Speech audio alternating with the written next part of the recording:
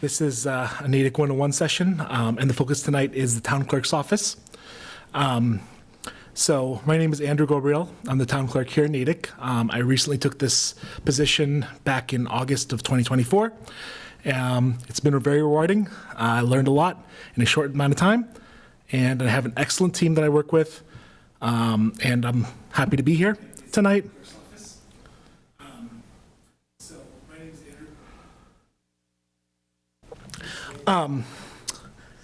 So a little bit about me. I have about 6 years of public service. 6 years of public service working in government sectors. I started my career working in the Secretary of State's Public Records Division, where I learned a great deal about the public records law and everything about the public records law and any amendments related to public records. Shortly thereafter, I took on a job with the City of Melrose, working as a clerk committees for the City Council over there. I worked closely with the City Clerk, so I learned about City Clerk functions and roles. And here I am here in Natick. I love it here again. And tonight we will talk about the roles of the role of the town clerk's office and the many hats that we wear. So this is going to be give or take an hour presentation about the different facets that we cover, different things that we do, and we will wrap up with questions at the end, about 30 minutes of questions if we have that many questions. I will try to entertain questions as we go, so that people can ask questions on the pertinent subject matter at the time. And here is the link or the QR code where viewers can actually ask questions online. And so basically our agenda for tonight is as follows. Basically, I'm going to go talk about what the clerk's office does, the history of the clerk's office. I'm going to show you an organizational chart of where the town clerk fits in. Going to talk a little bit about our core functions. I'm going to show you a day in the life of the office.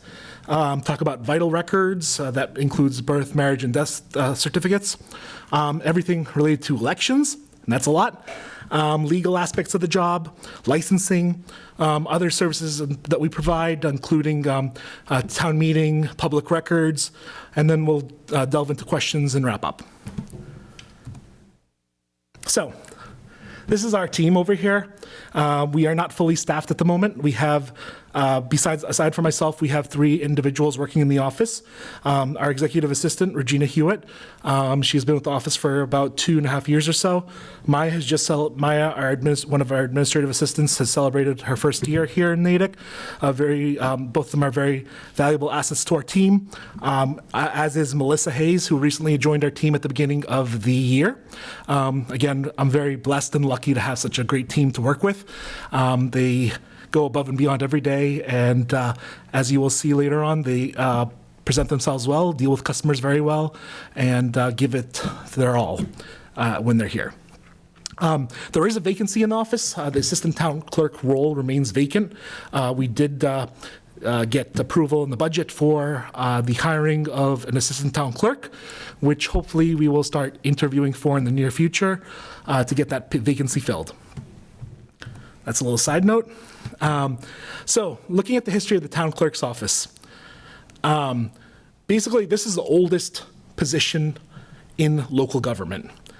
The word clerk comes from the Latin word clercus, and basically it goes back to the Middle Ages when certain individuals were limited in their ability to write and keep records. And so the population at the time would designate someone who could read and write to keep records. And so they became the recorder. And as in the present day, it's known as the town clerk or the clerk. The office of the city clerk in England can be traced back to 1272 AD, so quite some time there. And one of the earliest forms of government here in America was the office of the clerk. It was very familiar to the colonists. And basically, looking here in Massachusetts, in Plymouth, Massachusetts, there was a town recorder, and that person recorded all the vital records. So again, marriage, death, birth records for the church and meetings and everything. And that was the earliest form of town meetings. So the term clerk started hitting our books, or hitting the appears in historical records starting in like the 17th century. And basically, the main function at the time was to record births, marriages, and deaths. That was the basic function of the clerk at the time. So basically, as you may realize, when you walk into town hall, one of the first offices anyone would encounter is usually the clerk's office. Why? Because they're considered the hub of local government. It's where it's the face of local government. People come here for different permits, for different licenses, for vital records, for a lot of different, for even questions. We answer a lot of questions, and we act as a switchboard sometimes, transferring residents, if we can't answer their specific questions, to the appropriate department.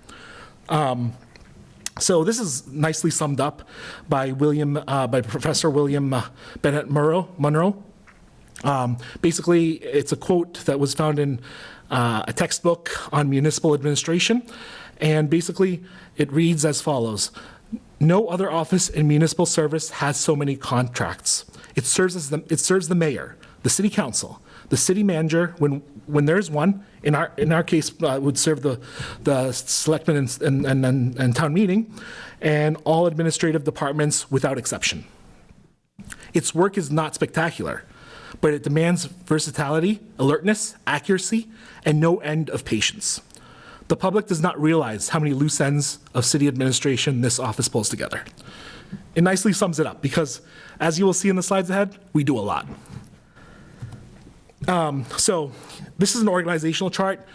At the top of the chart, you will see residents and voters, followed by the select board, then the town administration, which consists of the town administrator, the deputy town administrator, and then the town clerk. From there, there's the assistant town clerk, which again is presently vacant, and the board of registrars of voters, which is an appointed board by the select board. We'll talk about the role a little later. And the administrative assistants and the executive assistant. So that's the outline of our department, how we fit into the scope of government here. So again, going back to the core functions, vital records, that's our number. That's one of the things that we do day in, day out. The annual census, or as some of you may know it, it's the street list. Election administration, we'll talk about what the administration part means a little later. Dog kennel licensing, flammables, the certificates of flammables, business certificates or doing business as certificates, town meeting, ethics training, and public records management, preservation of town records, and legal aspects. And all these core functions hover around one particular thing. And you might have guessed it, it's customer service. Customer service is the core of our job. It's what we take pride in.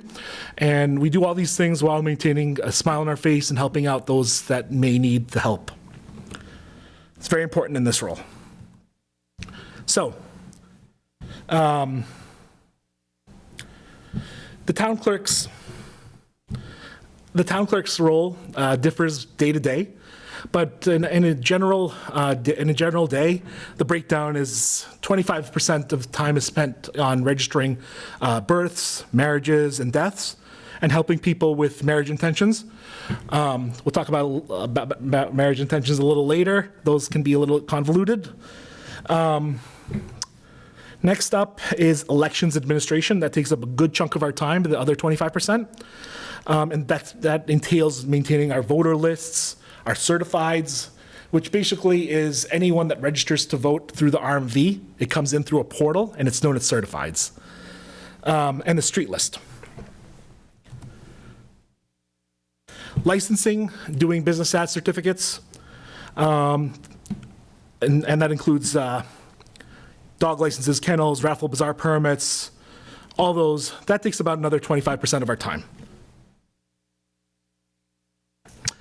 Public records. That takes about 10% of our time. So as town clerk, we are in charge of providing access to records that the town maintains and holds to those that request them. So there's a public records law that requires people to be furnished with records upon request. Of course, there are exemptions that can be invoked and things that can be withheld, but generally speaking, a lot of the things that we hold are public record and need to be released to the requester. So we get a lot of those, but they're fairly manageable since we have a lot of things in online and in the cloud and that sort of thing. Town meeting. So town meeting prep is a big one, and the follow-up after a town meeting. That takes about 10% of our time. Again, this is seasonal, so it's in the spring and the fall. And then the last 5% is posting meeting agendas. So in an effort to be transparent and to comply with Massachusetts law, we post all meeting agendas at least 48 hours in advance. That does not include weekends and holidays. And we post the minutes that are provided after the meeting so that people can understand what happened in that meeting. Again, it's not a transcript of what went down in the meeting, but more of a synopsis of what actually was talked about, how people voted on the matters at hand. And this is all posted online for transparency. So that takes about 5% of our time. So we're going to go to vital records. Vital records, again, a lot of people know the clerk to do vital records and elections. So vital records include, again, birth, death, and marriage certificates. For birth certificates, we have on our file, in our custody, records of every birth that took place within the town of Natick. So there was, now defunct, but there was Leonard Morse Hospital here in Natick. For everyone that was born here, but born in that hospital, we have their birth certificate here in the town. Now, if you lived in, let's say, Boston, I'm sorry, if you lived in Natick, but the birth took place in Boston, would we have your birth certificate? Yes. There is a checkbox for parents on the birth certificate form that says, do you want this to be filed with your local in your local clerk's office? And most often than not, people do check that off, and we get a copy here, and it's archived here. So people that have been born in Massachusetts can either get the record of birth from their where they were born, the city where they were actually born, or the city that their parents resided in at the time of birth. So we'd have those records here in the town clerk's office. Death certificates. We register deaths, and we have custody of all the certificates for those that passed here in Natick or had a Natick address. And these are permanent records, so we do archive them. We have a vault downstairs in our office that has temperature controls and everything, because these need to be preserved for future generations. Now, marriages. Anyone can file in any town here in Massachusetts to get married. Excuse me.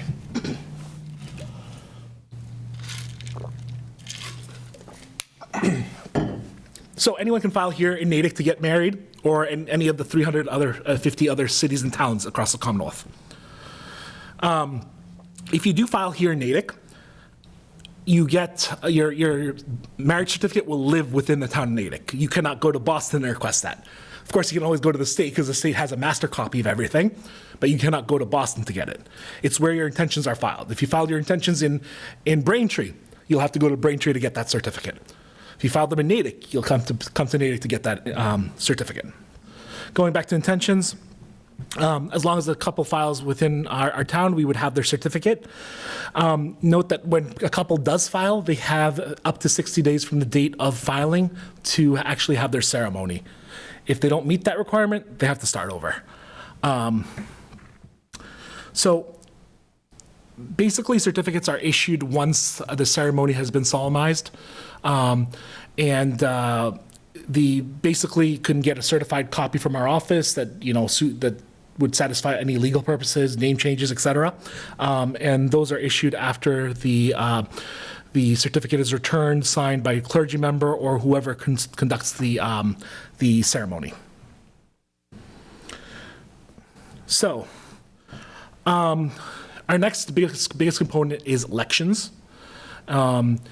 Elections takes up a lot of our time. I know I showed you a graph with the daily tasks that we work on here in the office, but that shifts drastically when there's an election coming up. But going back to elections, election administration occurs every day, not just during elections. Voter registrations is a continuous thing. People are changing their parties. People are registering to vote. People are coming in, going online to register to vote. They do it by mail. They do it in person, or they go to the RMV to renew their driver's license and they register to vote. And again, as we spoke about that, we talked about that earlier, that comes to us in the form of a certified, which basically goes into a system. We have to double check that they're not duplicate voters and then push them through. Also, if you're with Mass Health or any state, like the State Health Connector or any of those services, you're automatically entered as a registered voter unless you object to that or refuse that.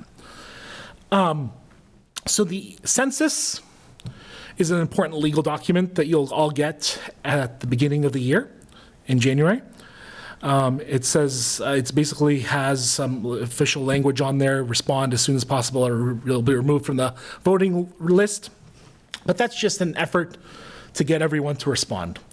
We need to know how many people we have in town, the demographics of people in town in order to better prepare for tomorrow and to better serve our constituents. So that's the function of the census. It's sent out annually to every household, and we encourage a response on that. This year, this January, when we sent them out, we had about 16,000, just over 16,000 households that we sent them to. So that's a lot of mailings. It takes us a long time to process, but it's very important to determine how our programs and services can be shaped in the future years and dates. The other big thing that we do for elections is the certification of nominations and petitions. So say someone wants to legalize the use of marijuana. It's a citizen's referendum or it's a citizen's petition. They have to get the required number of signatures from each community to get that on the ballot. So how we come in, how we help with this effort is we certify those signatures. We look at the petitions where Natick voters signed, and we make sure that those are actually registered voters. And we have to certify each one by one, each one, to make sure that they met the quantum that they need. So last year, our office certified about close to 5,000 of these.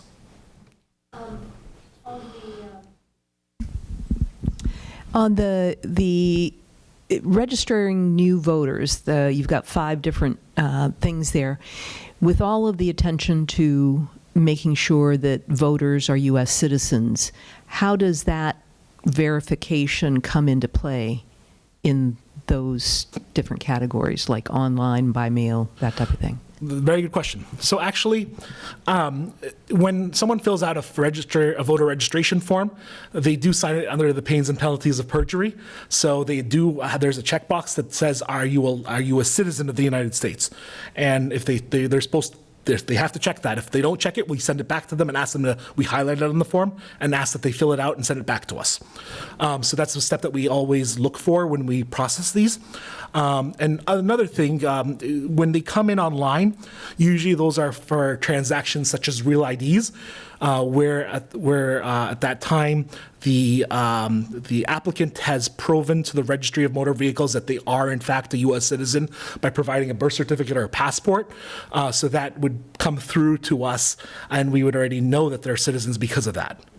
So there are checks and balances in place for this, and if they do it online, they're also providing their electronic signature, but they're also doing it under perjury.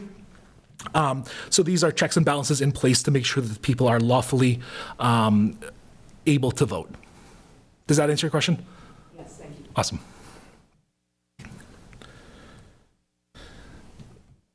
So elections continued. So elections is a beast. There's so many, we have checklist upon checklist to get things done to make sure we don't miss a step. Because there's a lot of coordination that goes into this. First off, we have the vote by mail process. We'll get into that in the next slide. And then Massachusetts law requires that we test each tabulator and each ballot machine, each automark that is used on election day. So that's a big process. We publicize it. We make it open to the public. The Board of Registers do attend. And it's just a way to make sure that our machines are functioning as they should, that they're picking up the marks on the ballots, that they're not double counting anything, that sort of thing. And we do a double count to make sure that everything is in line. So that's a big process that we do. Before any election, we do have a poll worker training, and we train a lot of the poll workers, the wardens, the clerks for their different roles, because we want to make sure that the election day is seamless and smooth. We want people to know what their roles are and how they can help the public and how they can help voters. And then election day, of course, Public Works helps out with this. They transport the machines for us. They set up the electricity, the electrical cords. They tape them down. They do all this setup for us, and they set up all the voting booths at each of the 10 precincts that we have. Now we have 10 precincts, but we have 4 different polling locations. So we have the Morris Institute Library, which is right across the street, right across from Town Hall, that holds 1 precinct. We have Wilson, which holds 3 precincts, Kennedy, which holds 2, and then we have 4 precincts here at the CSC, the Community Senior Center, further east on 135. So another big, important part of this is to coordinate with the Natick Police Department for details for the delivery of the ballots to the polling locations and the removal of the ballots from the polling place.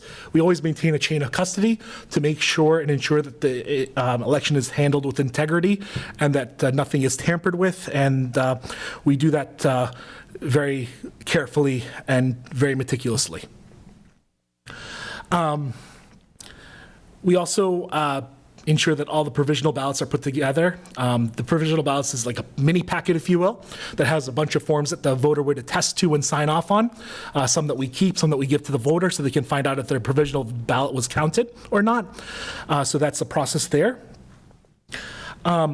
And also, at the end of every election, we have to certify each election and provide the data, the election data, to the Secretary of State's office, the Elections Division. Another big component of elections is the campaign finance reports. Here in Massachusetts, we encourage and we like to have candidates and political action committees disclose funds that are raised, funds that are used for their campaigns. And so there are laws in the book that require candidates to file pre-election reports, post-election reports, and end-of-year reports. So even if you didn't raise a penny or you're running solo and there's no one running against you, you still have to disclose this information. You still have to fill out a form and just sign off that I am not raising any money, I am not planning to spend any money, and here's my signature.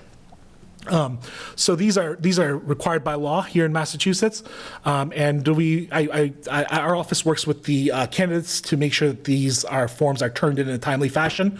We actually do put them on our website for the public to view. The state does require that we post them if donations in excess of $1,000 are raised, but we put them all on there for better transparency. So it can also be found in campaign finance reports, or you can come to our office to view them if you wish. So COVID changed everything. Here is a simple process that used to exist pre-COVID. You would go to the polls and check in. You would mark your ballot, and then you would deposit your ballot in the tabulator. Done. All easy. Nice and done. So 3 simple steps. Now, we have 12 steps.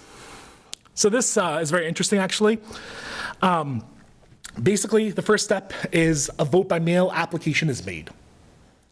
And if I may delve on this important point here, a lot of people request a vote by mail ballot once, a vote by mail ballot application once, and they think that it's for life.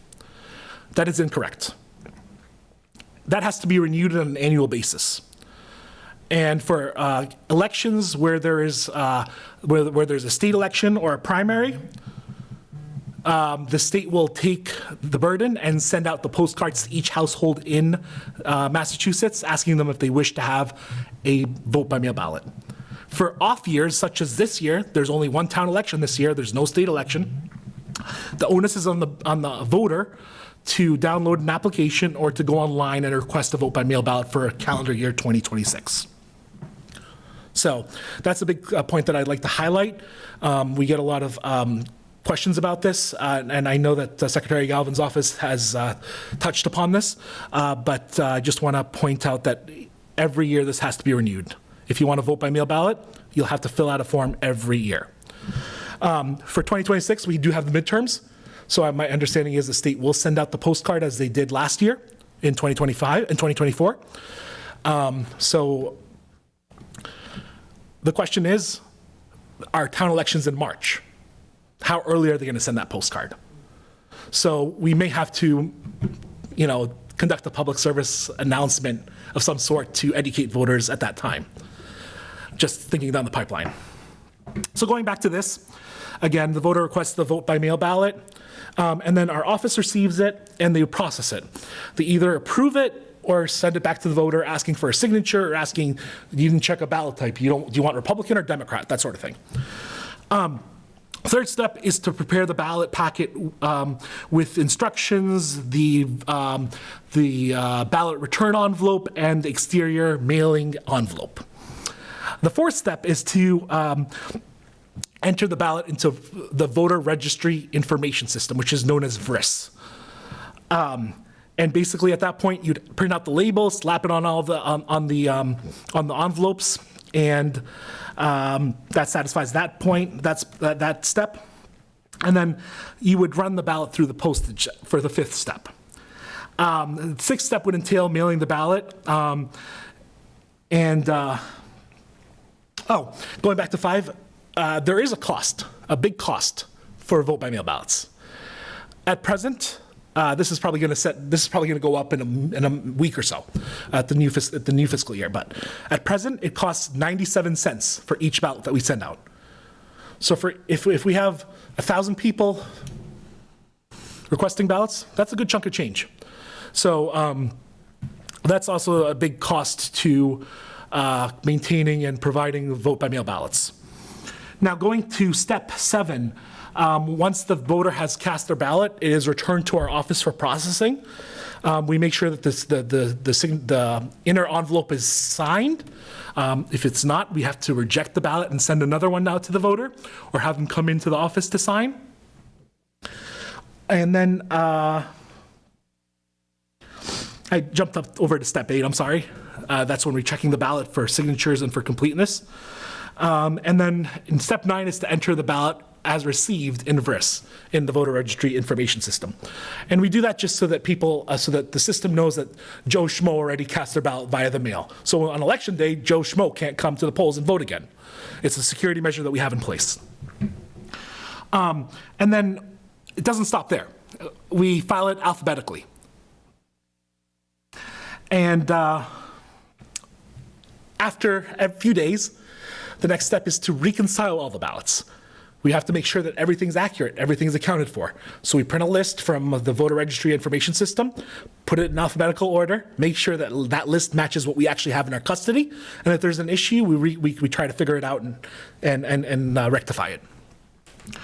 And then for the 12th step, on election day, unless we have advanced processing, we would have the ballots picked up and brought to the polls to be processed in the tabulators. So as you can see from We went from this to this. 3 steps to 12 steps. That's a lot of work. And we do enjoy it, we love it, and we're happy to do it. But it also does cost the town a lot.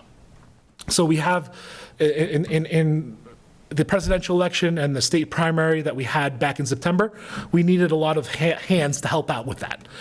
Because it's for an office that's trying to maintain daily business, to send out 11,000 ballots is nearly impossible without working 24 hours a day, 7 days a week.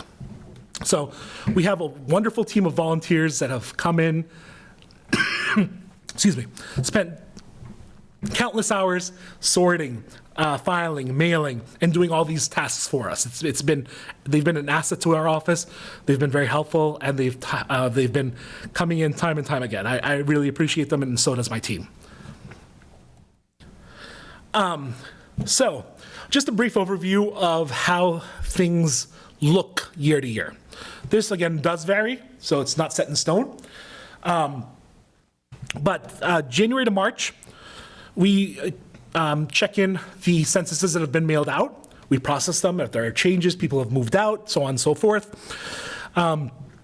We delete absentee voters from the system if they're no longer in town. And then also we mail out an application to each permanent absentee voter to make sure that they want to receive their ballot through the mail again this year. That's required by law. We do it every January. Now, as you all know, our town election is in March. So leading up to that, we're pretty busy. February to March, we hold in-person absentee voting and early in-person voting if the board chooses to do so. At this time, we prepare voter lists, we prepare ballots, and we prepare the provisional ballots, we prepare the tally sheets, the tally results, and then we certify the outcome. And then after the election is to be held and had, we swear in all newly elected officials. So the following day, typically, there will be a brief ceremony here in the select board's meeting room where all the new candidates would hopefully join, and they would just take one oath of office together and be sworn in for their respective roles. Now, February to May. This is a busy time where we prepare for and hold the annual spring town meeting. The annual spring town meeting occurs in April. I want to say, I don't remember the exact lingo there, whether it's the 3rd or 4th Monday in April. I know it's written into our charter and bylaws. I have it in the slide later on. But in any case, it's held in the spring, usually starts in April, and it runs on a Tuesday, Thursday schedule until it dissolves, until all business is conducted and taken at town meeting. Now, April to June, census and non-respondent confirmation cards are mailed out. So if you have not responded to your street census, you're going to get a card in the mail. This card's going to ask you, do you still live in town? Did you move from place A in town to place B in town? Or did you move to a different town completely? We want to know. We want to update our records. So that we actually just did a few weeks ago. Those should be hitting residents in the next week or so. Now, also in June and July, after the confirmation cards are starting to come back and be processed, once that settles down, we prepare our annual street list. Massachusetts law does require that we furnish and print an annual street list of all the inhabitants of the town. That is a permanent record, and we have street lists going back to the 1800s in our vault downstairs. So that is in printed form. We will again print it this year, and keep it in our vault. A side note to that, as soon as that's printed, it's obsolete. People move day in, day out. So it's a good way to, capture the recent year, but it's not the most accurate because things change very quickly. But it's a requirement under Mass law, so we do comply with that. Now, jumping into August, late summer, and to early November, we prepare and hold our our fall annual town meeting. Again, that starts, I want to say the third Tuesday of October, or something like that, or the second.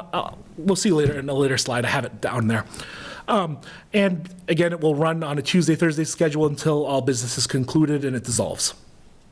Now, November and December, this is when we start to think ahead for the next annual town election, which would be, in our case, March 2026. And that's when we, usually the day after Thanksgiving, not that Friday, but the Monday after Thanksgiving, we make nomination papers available. And those are nomination papers for the school committee, the select board, and any other town-wide office, and town meeting members as well. So we make those available so that we can give people ample time to get the signatures required to get on the ballot. So that typically happens, late November, early December. And we also start to prepare for the annual town census at that time. Now, December, we also work on preparing our dog licenses. So dog licenses are required under Mass General Law. And basically, those need to be per town bylaw, they need to be renewed by March 1st of every year. So we try to give people ample notice. We do a mass mailing in December to all dog owners. If you have an email address on file with us, we will also send you an email blast. We want to try to get to the top of the list and make sure people are well aware.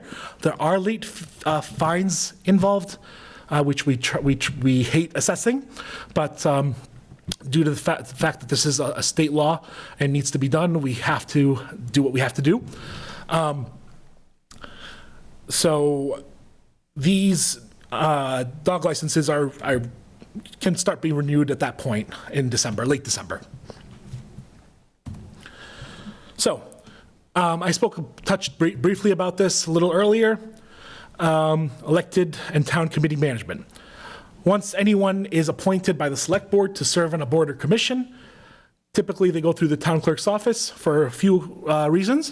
One is to be given the oath of office. This is not limited to town committees, but it's also for elected officials, as we discussed. And then also new members are provided with the open meeting law, the public records law, and the conflict of interest law. We want to make sure that people that are serving are educated and know the laws that they have to abide by as a member serving on a public body. So our office deals with a number of legal components. Any lawsuit that is filed against the town is filed in the clerk's office. Any business that is going out of business also files in the clerk's office. Bankruptcies, declarations of trust, those are filed in the clerk's office. Contracts, agreements, deeds, again, those are filed with us. Conflicts of interest statements of disclosure. So that's a little wordy. I'll explain that a little briefly. Say you are on a board or committee, elected board or committee. You're elected in a committee, I'm sorry. And you're discussing a matter that might come to be perceived as having a conflict of interest because you work at a certain organization and the board is considering might be doing business with this organization. You would file a statement of disclosure with our office saying this is what's happening today. They're going to vote on this. This is my stance. I'm going to serve the public as best as I can in the best public interest. I'm not going to vote on this on a personal manner. And you'd file it with our office. Now, you have to get permission from your chair to do so. And once you get that permission, you would file with us just to make sure that people are it's publicly disclosed that there might be a conflict of interest. We want to make sure that everything is done according to the laws so that there's no issues down the road. So these filings are made with us. Now, any appeals of zoning board of appeals matters, planning board decisions are filed with our office. Again, any town meeting action that relates to borrowing of funds would be filed with our office, and we would certify that. So, in summary, if the town of Natick wants to build a new public safety building, and town meeting has authorized the town to borrow $50 million for this project, what we'd have to do is, provide materials to the company the bond council that would be loaning us this money, and we'd have to certify the vote of town meeting, say that this many people voted, this many people were present, the meeting was properly noticed, the town meeting was properly noticed, these are the materials, these are the newspaper clippings. It's a whole list, and it goes on and on and on. We have to certify it and make sure that it's adequately done so that we can actually obtain these funds to construct this new public safety building. So there's a lot to be done when there's loans to be had. We want to make sure that it's done right and done up to par so that there's no issues down the road. So the town clerk does a lot when it comes to that. Now, all meeting notices, like I said, are time-stamped when they come to our office. They're posted online.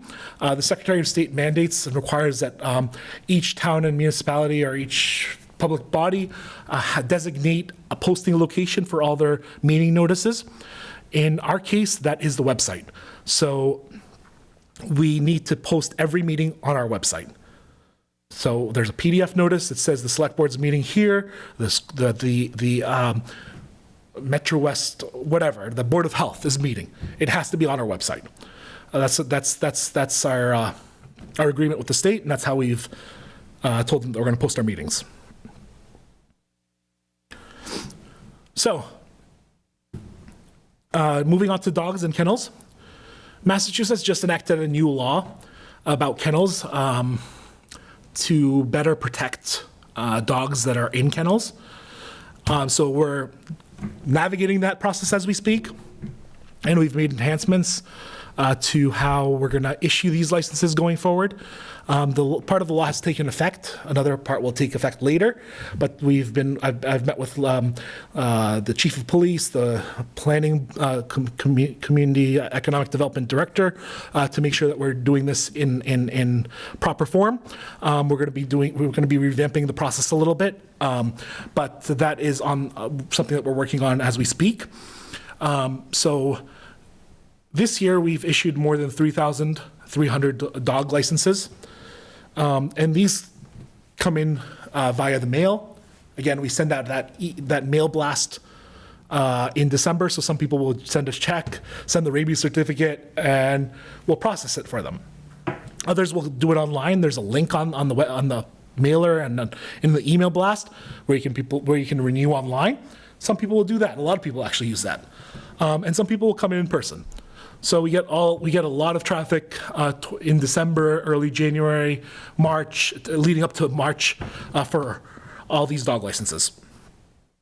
So thus far, we've issued 12 kennel establishment licenses here in town. And these vary. So our animal control officer will go out and conduct an inspection, and he determines how many dogs can fit in this area humanely.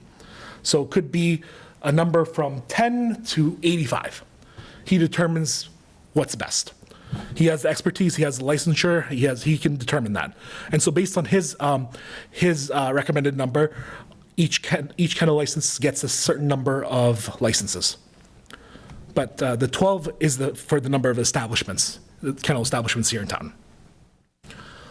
So we work closely with the animal control officer for issues that may arise, such as unlicensed dogs, dog complaints, any fines that may have been issued by the animal control officer. And then also we work closely with a bunch of veterinarian hospitals in the area. They do send us the certificates of vaccination for their little fluffy friends. And we process these, we update it in the system continually, because in Massachusetts you cannot license a dog if your rabies is not up to date. So if the dog's rabies certificate expires tomorrow, I couldn't issue that license tomorrow. They'd have to get me a new one, and then I can issue a dog license. That's part of the reason dogs have to get licenses, to make sure that, they're up to date in their rabies, and that, the members of the public, the traveling public, people in parks are protected. So another big component of our office is business certificates. Business certificates are known as doing business as certificates. And basically, any business in town doing business in their own name needs to file with us. So we have a bunch of them here in town. They're good for 4 years. And anytime a business is going to close their doors or relocate or any of that, they have to file with our office and let us know. Of course, this is for taxation purposes and for public safety response purposes and everything. So we do inform our partners in police and assessing of these certificates. And these certificates to be issued here in Natick, you have to have a physical presence within the town of Natick. So looking to last year, we issued about 289 certificates, DBA certificates. And let me just confirm something. A business certificate is not a license to operate. That's a lot of people have that intuition or that thought process. It basically notifies the town that this business A is, operating at street A. So it puts the town on notice.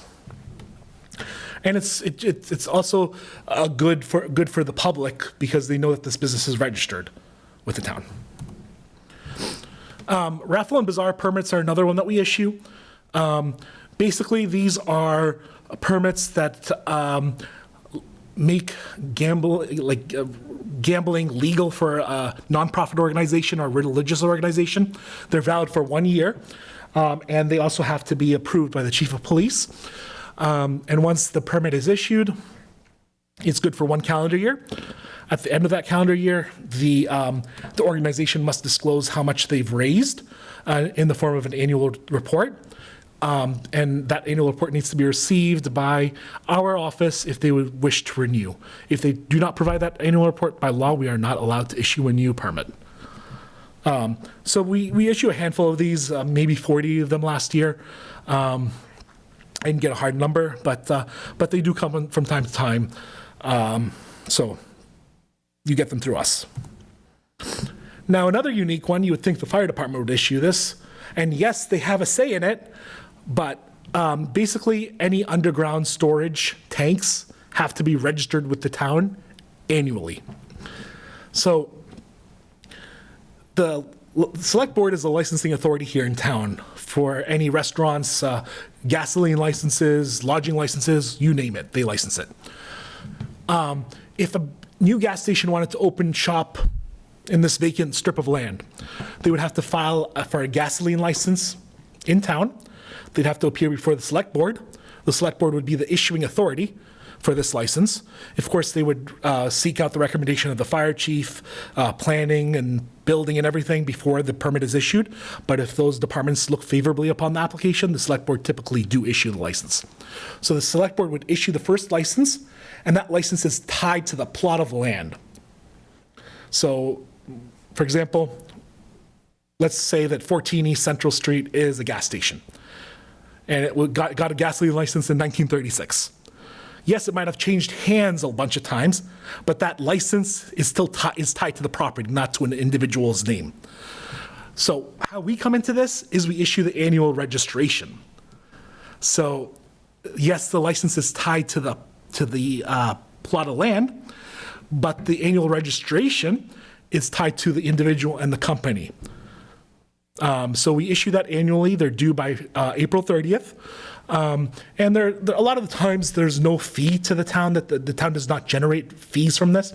It's a matter of public safety. It's a matter of having the town know, that at this location there's an underground storage tank. It's more for public safety and response and all that stuff.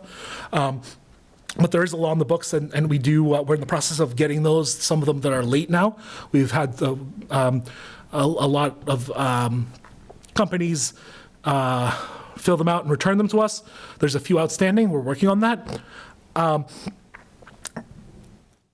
Now, I know this says underground storage tanks, but this also includes like parking garages. So the Natick Mall is a holder of a license too, because they have garages that contain cars that contain gas.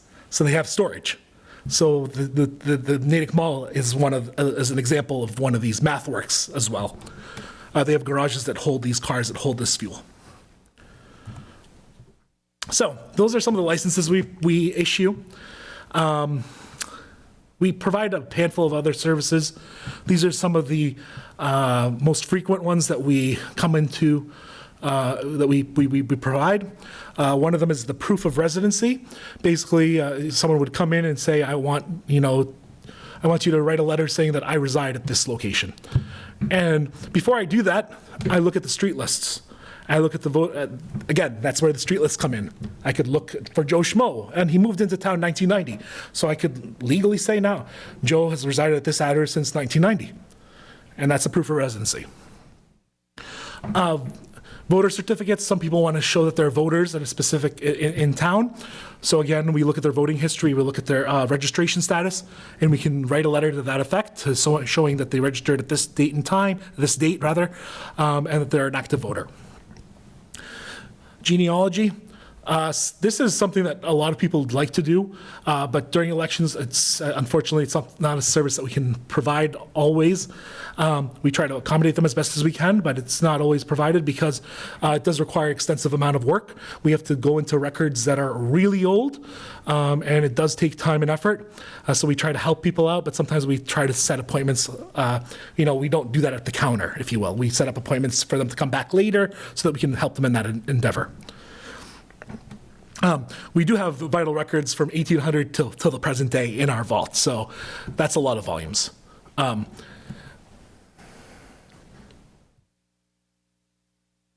Now, town meeting. We talked about this earlier. Again, Natick has 2 annual town meetings, and the spring annual town meeting is the 4th Tuesday following the annual town election. And then the fall annual town meeting is the 3rd Tuesday of October. So I'll probably forget that again, but here it is. So basically, town meeting is the body that approves all zoning changes, all zoning bylaws, all town bylaws, all appropriations, all requests for borrowing. And they meet twice a year to discuss and act on these articles that are brought forth in the warrant. Once town meeting has dissolved or has completed its business and heard all the articles in the warrant, my job is to submit all the changes to the Attorney General's office. And I'm legally supposed to provide a filing to the Attorney General's office no later than 30 days after town meeting has dissolved. And I'm supposed to send them all bylaws, all zoning bylaws, and they determine the legalities of those, the constitutionality, and they provide a letter, saying we approve the following. We think that you should revisit this, that sort of thing. So I have a little sample at the bottom here of a recent letter that I received from the fall annual town meeting 2025. So once we get that letter from the Attorney General's office, if they've approved it, we go ahead and update the bylaws and to reflect on the website. Again, once this letter is received, it has to be posted in each of the 10 precincts. And once it has been posted in those 10 precincts, it becomes law. That's the law of the land here in Massachusetts, and that's how we do it. These things have to be posted, made available in their designated posting locations, and that is when they take effect.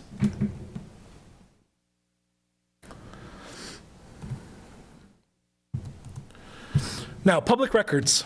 Public records is one of the biggest parts of a transparent government. Anything that we write, we have in our possession, we draft, it's considered public record. Now, anyone can request anything in our possession, whether it be a copy of a permit, a receipt of a permit, an email exchange, what have you. People can request that. And the Massachusetts Public Records Law talks extensively about what we can withhold, what we can redact, what we can deny, that sort of thing. But for our purposes, We try to be as transparent as we can. We try to respond to records requests as they come in. There is a 10-day requirement to respond to a public records request. So if a request is received today, I have 10 business days from today to respond. If the record is easily searchable, I try to respond within 2 or 3 days, just to help that transparency and help requesters that are seeking this information. A lot of the times people are requesting information, they're moving into town. They want to see permits under, a certain house, a certain address. When was this house roof replaced last? When was this pool installed? Did they get a permit for that plumbing? That sort of thing. So a lot of it's like that. A lot of it, revolves around town meeting decisions, communications relating to such, and it's all public record. So we respond in a timely fashion to all public records requests. As the town clerk, it's my duty to follow up with town departments to ensure that this request is provided in a timely fashion. And then we also, again, post all meeting postings, and we archive those. So we have an archive of all meetings held. We keep special permits on file. Again, the annual street list. Zoning ordinances and zoning bylaws, we keep those in our custody. Campaign finance reports, we post those online, but we have them in our custody as well. Planning and ZBA or zoning board decisions, those are filed in our vault as well. We have copies of them. So we try to maintain these records because they will help create an informed future here in Natick. So we try to preserve everything to the best we can. And that wraps it up. Do you have any questions? Please. I just have one. I know that there have been incidents of almost harassment in public records requests. Right. How do you deal with that? So I understand. Having worked in the public records, I know that that's an issue, and it is very hard to prove a level of harassment. So fortunately, here in Natick, we haven't had that yet. We do have frequent flyers that request materials left and right, but we still try to provide it as best as we can and in a quick fashion as best as we can. If there is an issue that does come to light, I would consult the public records division in Boston to determine what best steps are necessary to take. Because I do realize that it's important to provide records to people that are requesting them, but at the same time we also have a job to do besides public records, and we need to value that time because public servants have a lot on their plates, and we need to make sure that they can get their jobs done too. So if that does come to light, we would, take the proper steps to try to mitigate it or resolve it.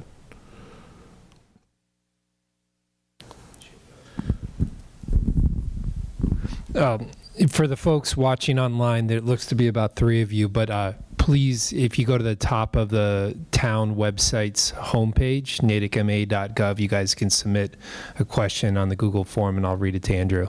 While you're thinking of a question, Andrew, just a softball question for you.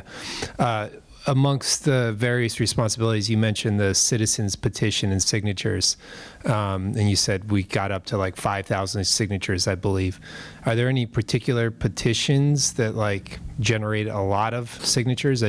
I'm wondering what are the top 1 or 2 petitions that generated those? Good question. So actually, there's a gun reform bill that's going to hit voters in November 2026, and so we got a lot of petitions for that. So that was the bulk of the signatures that we got in 2024, that's a question. I don't know the specifics of the question, to be honest with you. We'll probably see it in that red book that we get from Secretary Galvin's office sometime next year. But that question is going to be before voters in November 2026.